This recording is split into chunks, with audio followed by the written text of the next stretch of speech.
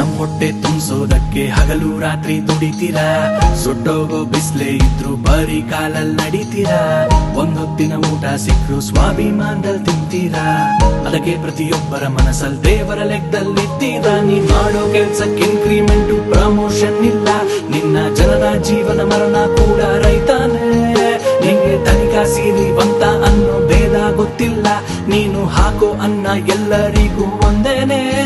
ಅಕ್ಕಿ ಎಷ್ಟು ಬೆಂದಿದೆ ಅಂತ ಒಂದು ಮುಟ್ಟಿ ನೋಡಬೇಕು, ದೇಶ ಎಷ್ಟು ಬೆಳೆದಿದೆ ಅಂತ ರೈತರ ನೋಡಿ ಹೇಳಬೇಕು. ದೇವರು ಎಲ್ಲ ಕಡೆಗೂ ಇಲ್ಲ, ಅದಕ್ಕೆ ನೋಡುವೆ ನಿನ್ನ ಕಡೆಗೆ, ತಾಯಿ ಕೊಟ್ಟ ಕೈಯ ತುತ್ತು ಕೂಡ ನಿನ್ನ ಕೊಡುಗೆ.